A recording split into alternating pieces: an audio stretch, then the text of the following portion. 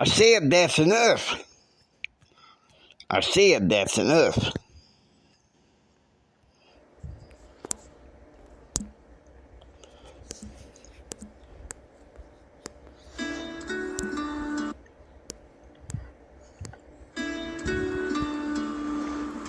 This is the J.R. Texan Gentleman podcast that deals with the early life of my alter ego, J.R. Hendrick. This episode is in a narrated format, commentary by myself and J.R. Relax and enjoy the adventure. Take care. God bless.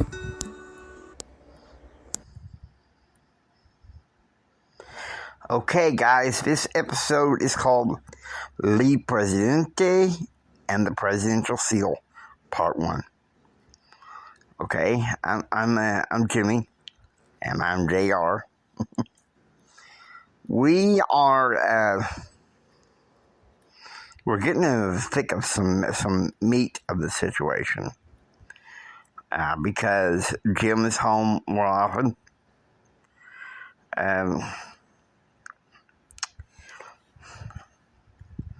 Here in a little bit, I'm going to pour me some tummy tea, maybe. What that is, it's water, apple cider vinegar, cinnamon, and sugar. Good for the tummy, even when you've had an upset stomach. It restores the stomach acid balance. Okay, so in the news, nothing really exciting in the news, per se. So, that's a thing there.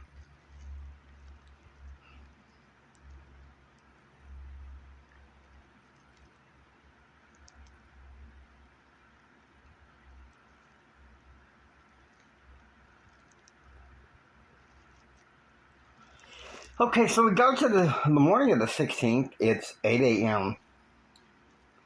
At Springfield. Kyle is kicking back on the living room couch when Betsy, she walks in. And Kyle, he's like, "Where's Fatso Big Brother?" And Betsy says, "JR went to work with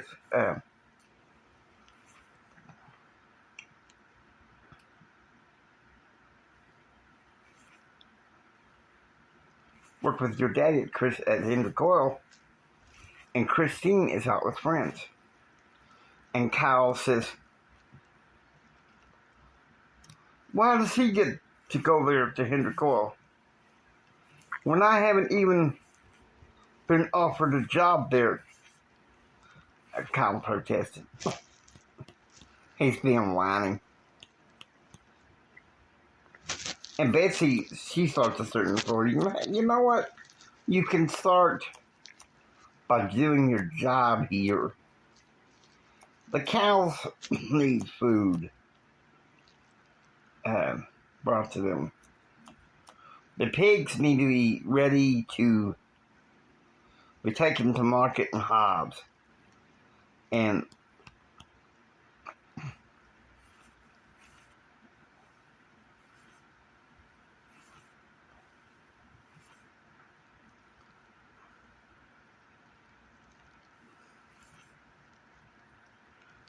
Kyle says, "Well, JR ain't done proved nothing this year except use drugs." And, okay, Kyle, it's obvious what we gotta do, bro. You don't learn your lesson, so we gotta take you to school with a bell.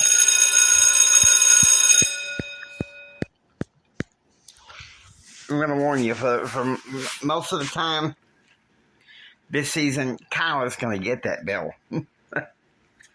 And so Betsy steps closer and she glares at him in the eyes, and she says, "JR has proved more this year than you ever could with that damn behavior of yours. And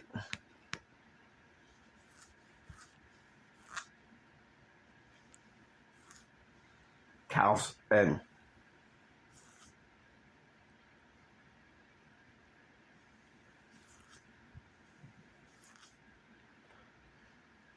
he's just going for a damn drink. I wanted JR to watch George and Dobie. And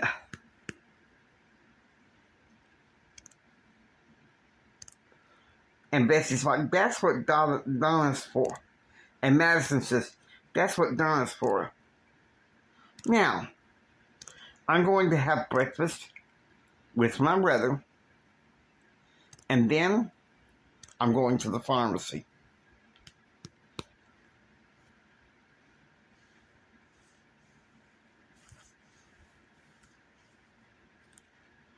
And Kyle's like, man, you're never here when I want to party with my friends.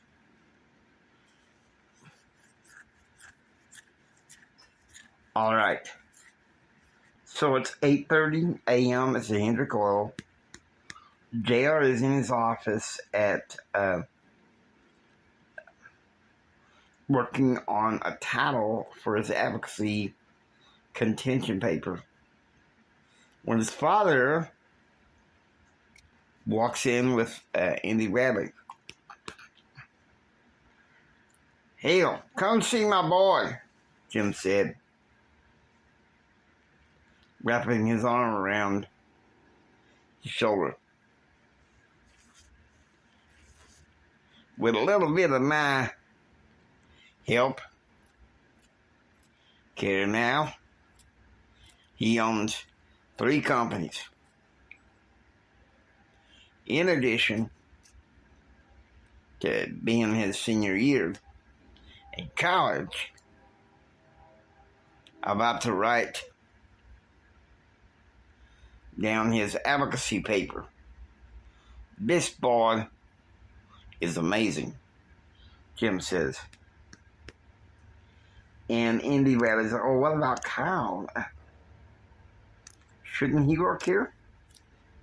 And Jim's like, if I can get him off his, if I can get him off his fat butt, this is my son that's worthy of my name, Jim said. Now, since we signed the contracts for Marathon Oil yesterday, I'll let you know when that pipeline's up in Mexico. I'll meet you at 4 this afternoon for a drink. Okay, so it's 12 p.m. So it's back to the ranch and kitchen, and JR is back home and is having lunch. And Betsy is making pizza for him, Madison, and her and the kids. And so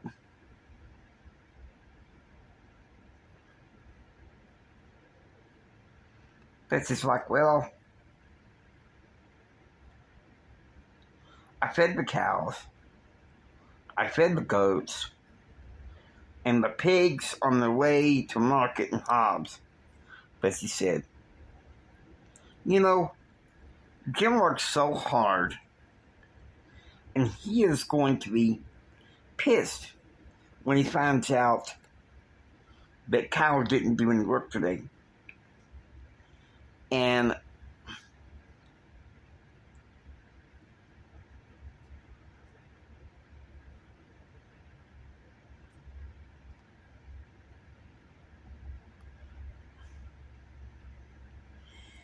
Madison says, he sounds like some backwards adolescent with an attitude. I love Kyle. I try and tried, but frankly, I just can't get through to him.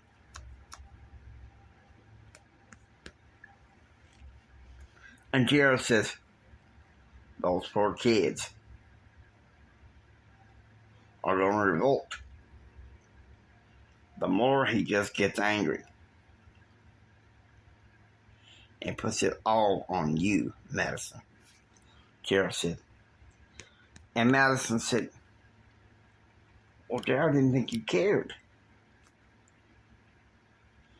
And Betsy's like, hey, when it comes to our grandkids and his nephew, yes, we all care, Madison. Like, good grief.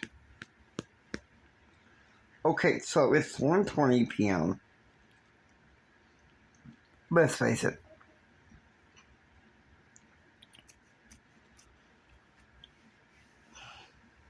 Jared had Carmen pick him up at Homer, and they take him back to his office at Hendrick Oil. His father's in his office on the phone with Philip later, debating about the year-end government shutdown. 2 p.m. Betsy is sitting in the living room with Madison, helping the kids watch cartoons like Pocahontas to keep them busy. They were playing some Christmas music by Lizzie Horton and other artists. They knew that Kyle will be lying on the couch in the upstairs den, plastered, slightly drunk. Okay, so it's 4 p.m. In the kitchen, Kyle bluntly announces that he's going to the bar for a few hours. Madison looks at him in disgust, almost wanting to scream at him. I can imagine 8 p.m.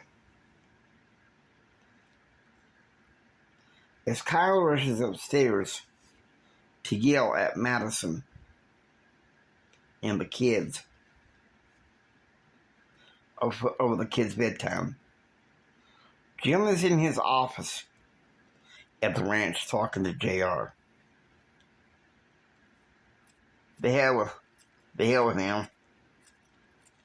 I've had it with him. Drops out of high school. I give him a chance to work at the ranch. He drives your mama crazy. I throw him out.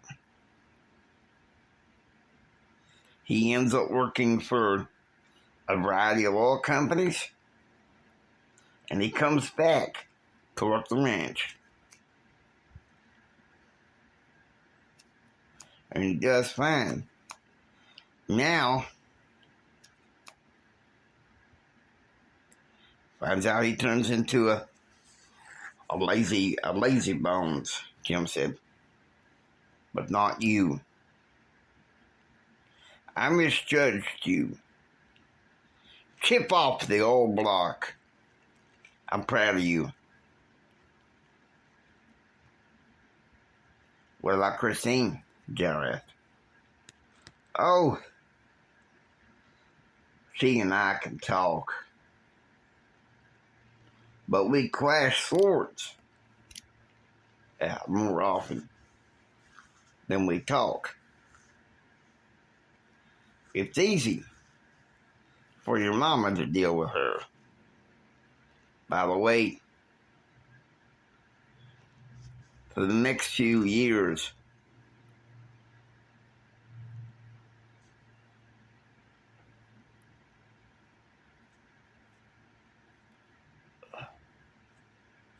Stop this black sheep of the family act.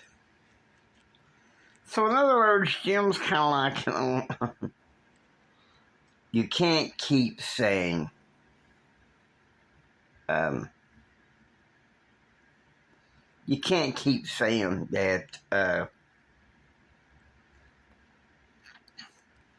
you're the black sheep of the family and nobody loves me in the family the same as they do Kyle. Which is interesting.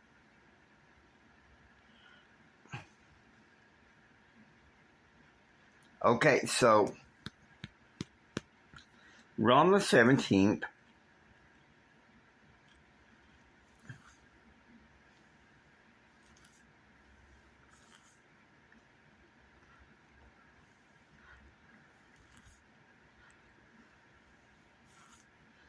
Also fun at church when as follows. Mama brought all of us, including Kyle, to the Ridgewood Baptist Church,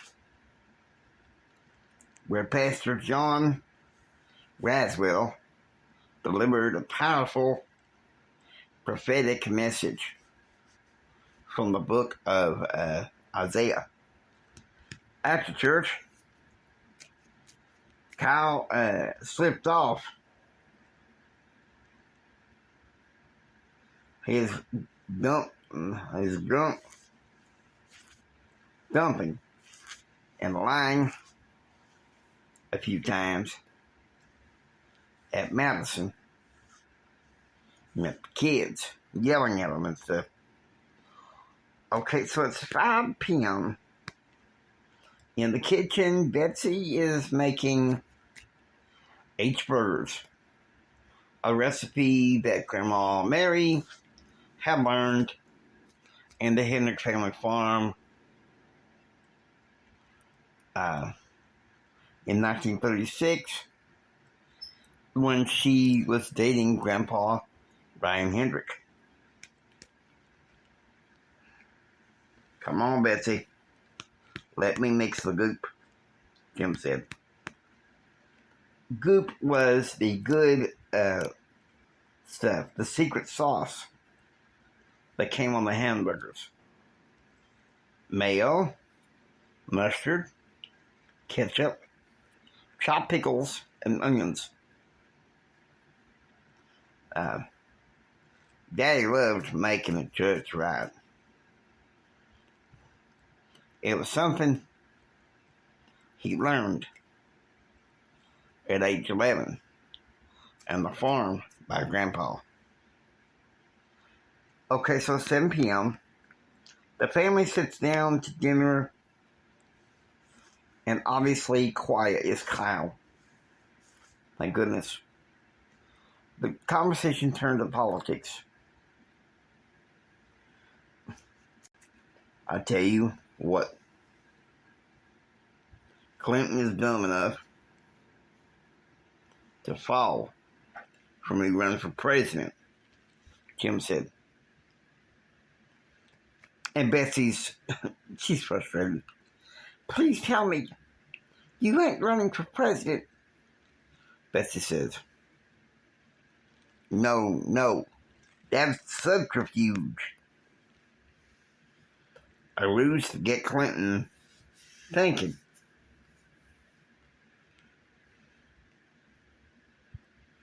I'm less interested in what's going on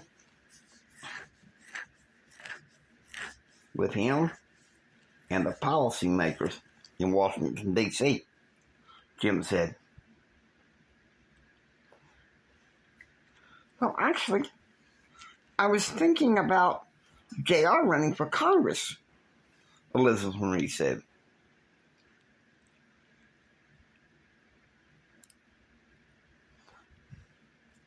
That's a joke. When he needs a valet to help him get dressed in the morning, Madison said. All right, Jim exploded, getting up from the table. Excuse me, Mama. I got to wash up again and get dressed. Carmen's taking me to the Warfield Assemblies of Christ tonight, Gerald said. 7 p.m. Going to church that night, my heart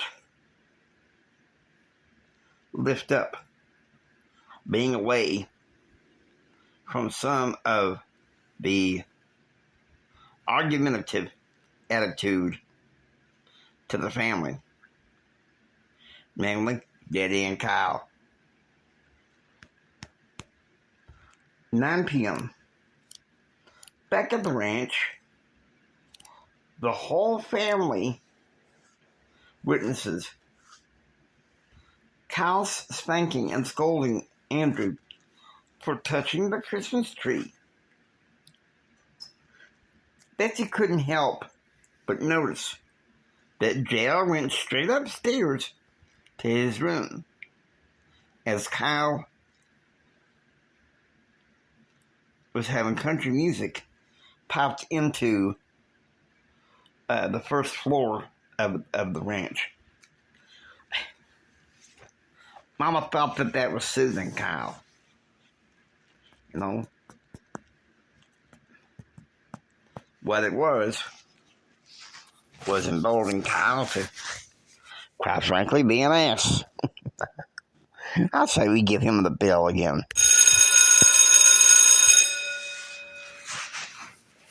He never learns. I mean, give time he cleans up his act, but I don't think too many people know. Okay, so now is the 18th at 6 a.m. at the ranch. Kyle is still refusing to do some work. So Jim went out to milk the cows and to feed the chickens, with Betsy helping. And Jim even got Christine involved. Okay, so it's 9 a.m. At GH Oil, as his father is making some political phone calls. JR is emailing back and forth with Dr. Randy Wild, who usually spends school holidays working with LexisNexis in Los Angeles. And he asked Dr. Wild for guidelines on his advocacy paper. When Dr. Wild tells him to stop thinking like a junior and start thinking like he's writing a paper for law school. Okay. 1 p.m. Meanwhile, back at the ranch, JR is home after working a half day at the office. When Brad comes by to see him, it's obvious to him that JR has a lot of angst going on. You know, because there's Kyle once again, if he's in work, he's in the living room, you know, blaring his music and drinking like a fish. And Brad does a double take and he looks at it, he's like, let's get you out of here, kid. We can go by Jim Bob Horton's house, study the Bible together, Brad said. Give me a minute now. I get my coat, Jared said, running out the door toward the garage and driveway. And they jump into Brad's car, and Brad peels out from the ranch. Okay.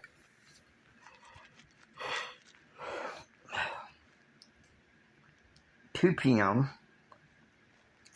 at GH Oil, Jim reluctantly goes on the Blake Carter show to clarify some issues regarding the subterfuge of his running for president. Now, 3 p.m. Christine is in her room listening to some music, trying to stay upstairs and away from the fray downstairs with Kyle. Like JR, she is tired of seeing her brother in the state of full meltdown. Okay, so at 6 p.m., the Hendrick family sits down for dinner, minus Kyle.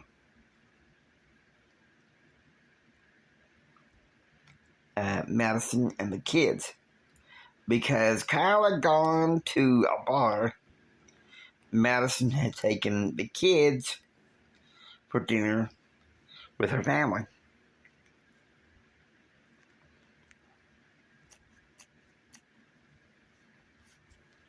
And it's at this point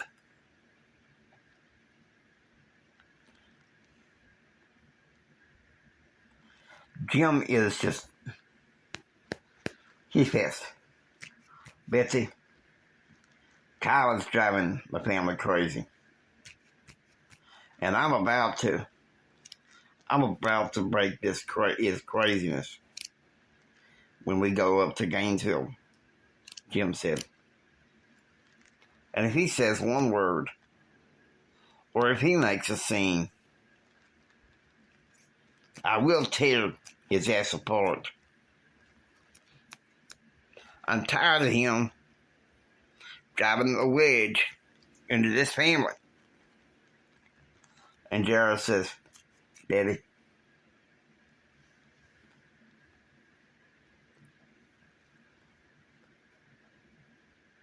I'd beat him if I could. So, when the time is right, go get him, Jared said. Oh, hell no, boy. I hold him down. But you get to beat the crap out of him for us. And Betsy's like, I really wish you two wouldn't talk about him like that. And Christine's like, come off it, Mom. How long are you going to cover his ass and expect him to work the ranch? If we don't do something about him, Christine said.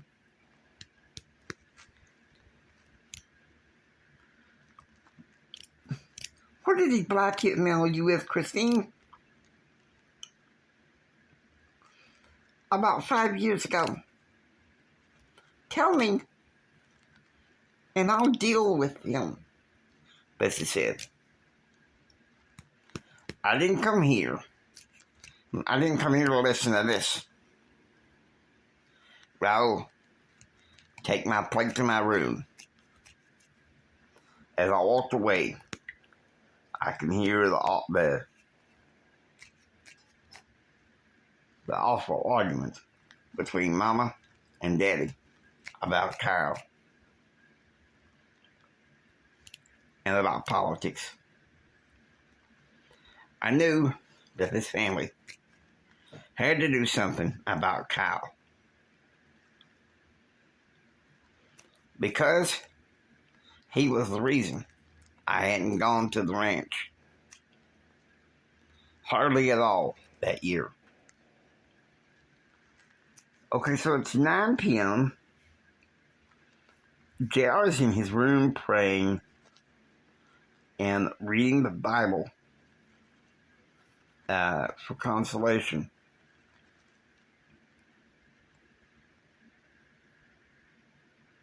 When a knock comes to the door. It's me, JR, Christine said. Come on in, JR said. Like you, I'm getting damn sick and tired of Mama covering for Kyle. And Mom and Dad fighting over this.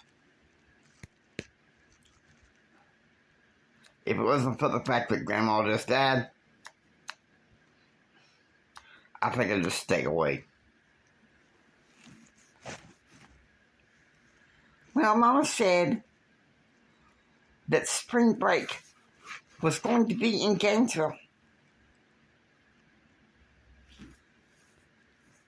But then there's Easter.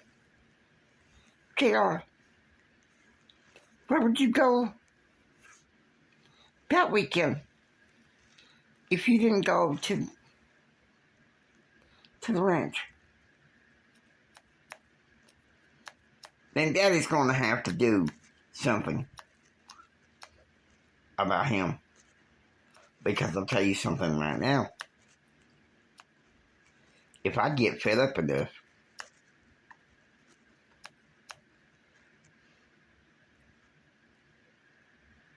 as I damn sure am right now, I will. That's a sign to come, isn't it, Gerald? No, I'm like, yeah, but hell yeah. I mean, let's face it. We all know how families, parents of narcissists, tend to cover.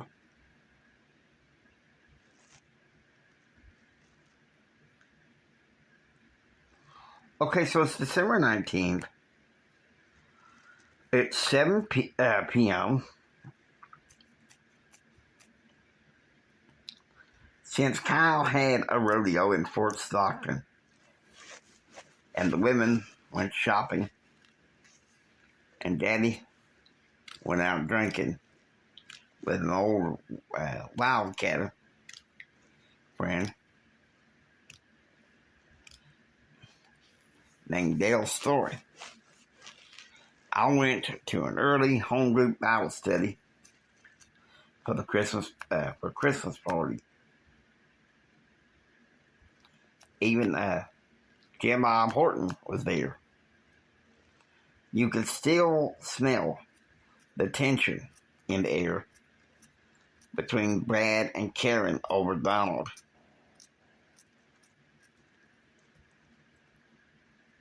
But having Jim Bob and I, we kept the peace as we exchanged gifts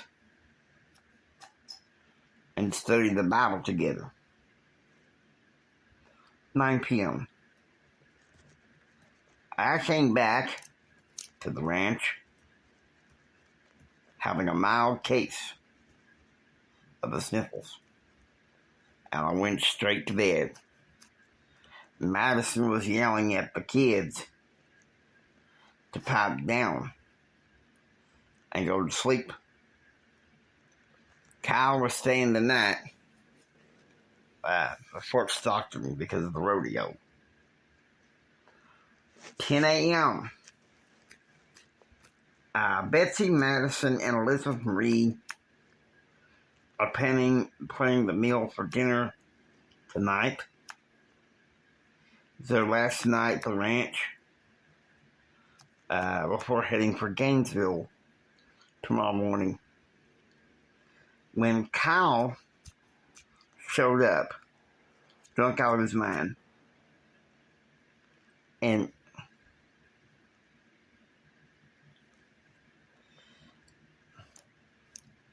Madison's like, "Oh my God, Kyle, what happened to you?" Madison demanded. "Say not a damn thing about it,"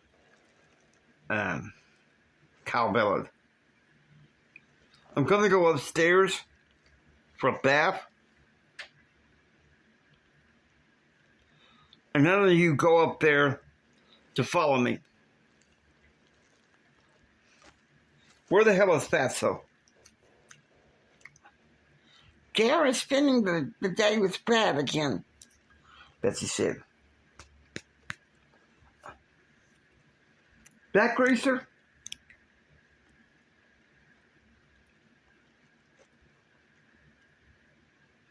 "He's still going to stay around the ranch during the holidays. So he's gone.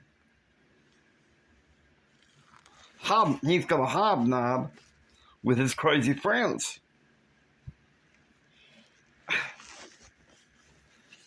Kyle. Bill time. We have to do that, because his behavior gets more caustic. 1 p.m. Meanwhile, at HG Oil, Jim is in his office with Mike Fields, getting ready to charter a jet for tomorrow's 10 a.m. departure for Dallas with DFW executive coaches set up for the limo. 2 p.m. JR and Brad have been watching Star Trek all morning. And then they turn to talk. "You wish your family would stop fighting," Brad said. "My Christmas wish? I don't give a damn about the presents under the tree. I just want them to be closer to God and my daddy without any more trouble from Kyle," Carol said. "Take your focus off your brother, who's so miserable, and focus on God, and you will have a good Christmas, kid. Jesus is with you no matter what." Okay, so it's 4 p.m. Back at HG Oil, Jim is talking to Thomas about strategy to deal with Kyle, as he was afraid that JR would be in the firing line with Kyle.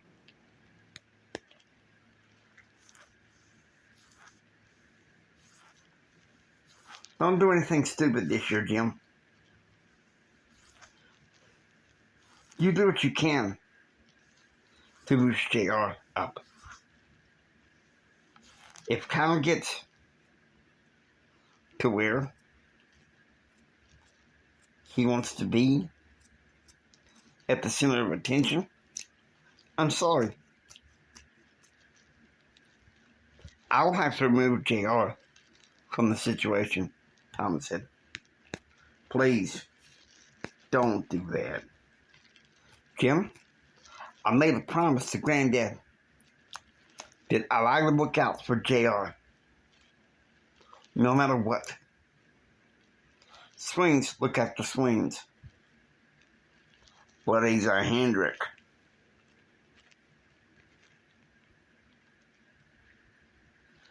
And, well, being stupid. So, I understand that, Jim, but...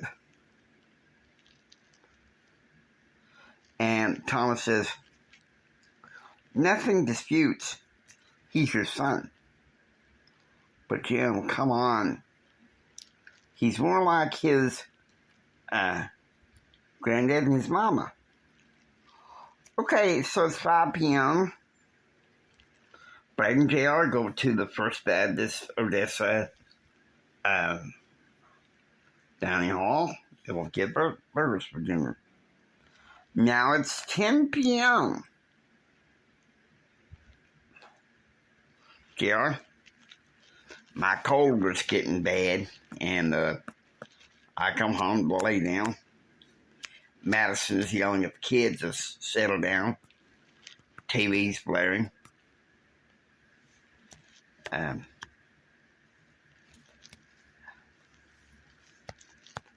Madison and Kyle are arguing about the ranch.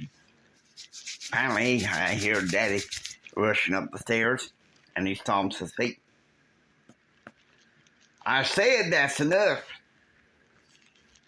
Now, Kyle, you're going to get up at 5 o'clock in the morning and get ready to go to the airport.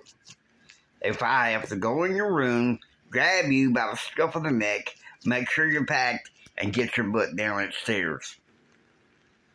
Woo! Finally, Jim loses his cool.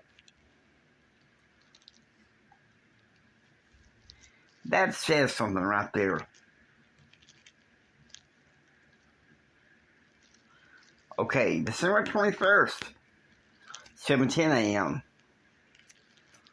The charter jet carrying the Hendrick and Swain families, along with Mary and Mike Fields, departs from Midland International Airport bound for DFW. 11 a.m. You're at the mansion in Gainesville. You know, it still has that dark motif. Except during the day, the living room window is open. And so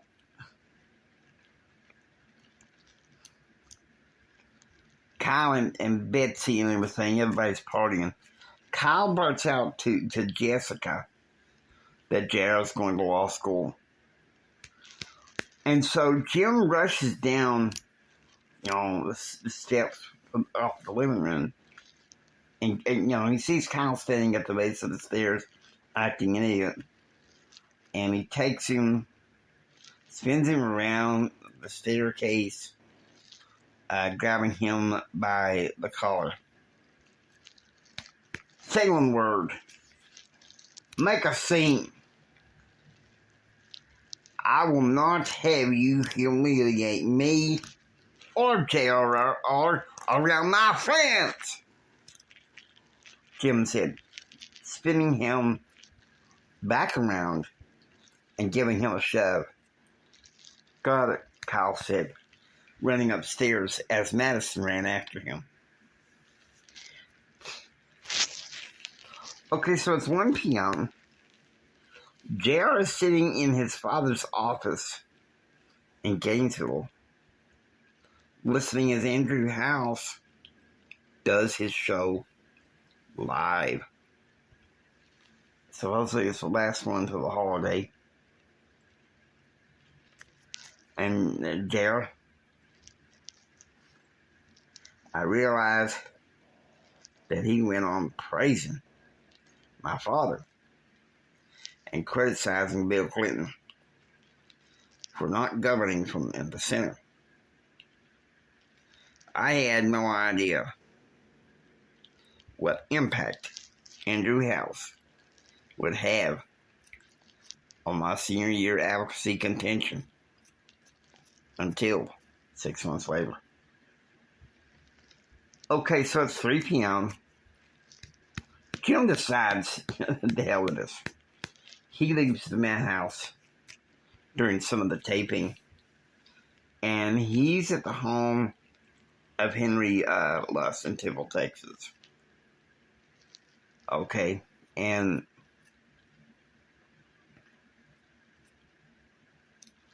Henry was interviewing Avery Covington for the January 1996 Less magazine issue. Jim is intrigued even though Henry would not be available for him. Claire would. And they would exchange some talk about God, Christianity, and politics. Okay, so it's 7 p.m. The family sits down with a choice of lasagna or soup. Soup or lasagna. And the family discusses, the discussion gets intense. Now, JR, why not criminal law? Jessica asks.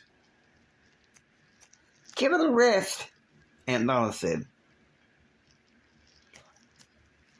As much as we may want him to, Thomas said, there's no way Jim will go for that.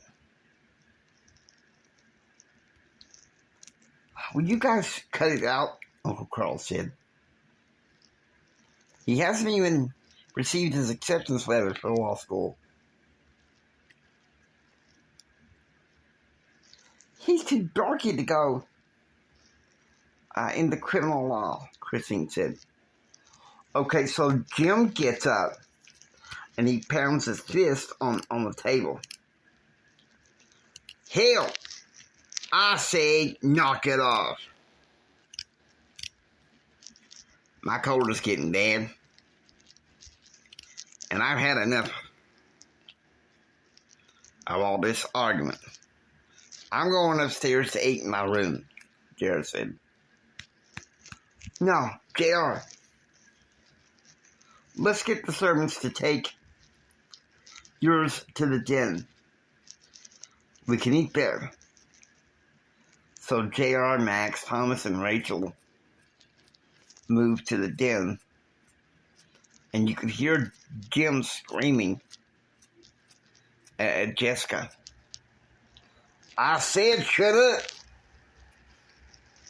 How many damn times do we have to go through this every holiday?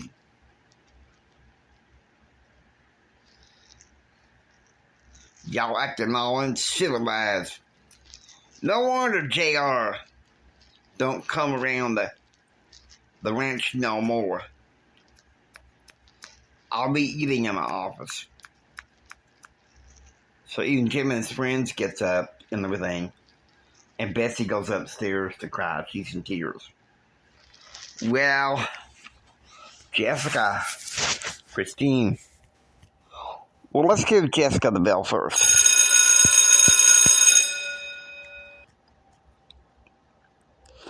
And let's give Christine the bell and the camera.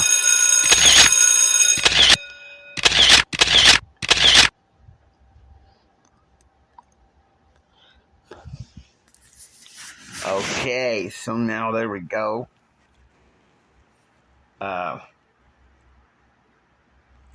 This is going to be interesting. December 22nd, 11 a.m.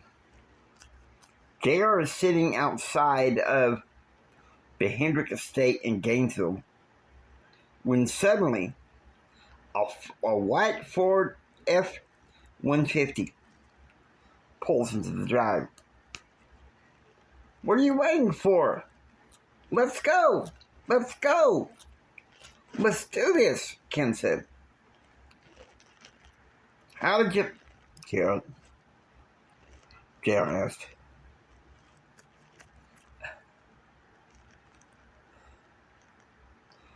Tightwad Papa Bear is up in New York for a board meeting.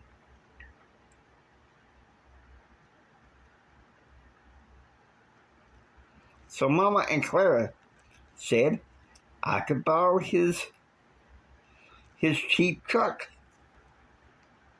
Now, we're going to Kentucky Bell, and please, this time, don't order just burritos.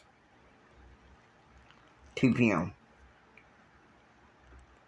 With the taping of the Ender House show being done for the year, Jim is sitting there discussing politics with Bill Mayer. I might support you if you run for president, Bill said. Betsy says, drop it. If Joe Hendricks Sr. ain't going to support me because he's a Republican, well, no need for me to run. I'm going to rally for Phil Graham, Jim said. But what if Bob Dole gets the nomination? Will you support Dole? Cross that bridge whenever I decide. I'll support other Republican candidates for Congress. But I'll make the big decision for president, I guess, when Clinton asks me to step aside. Okay, 2:30 p.m. We went to Kentucky Bell, and surprise, Ken was flabbergasted when I ordered a burger. Now, we were sitting there playing Monopoly at Kentucky Bell, talking to Brent, who was keeping a regular touch with Kristen. 6 p.m.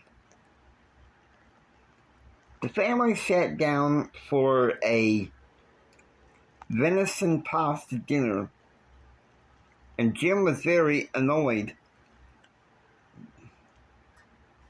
that neither Kyle nor JR were for dinner. Kyle, of course, had gone to a bar, but we met Brent's parents for dinner that night. Me and Ken and Brent. Okay. This episode I give a 4.2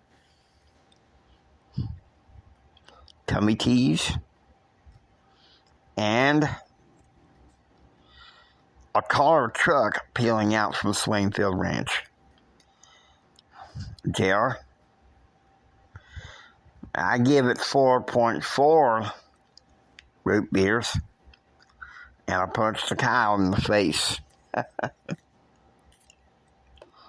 Hope you enjoy listening to the J.R. Hendricks Texan Gentleman. If you like what you hear, please subscribe, become a part of the adventure. This is the James Hendrick Empowerment Network saying, until next time, get ready for the rest of the story. It's going to get more interesting from here.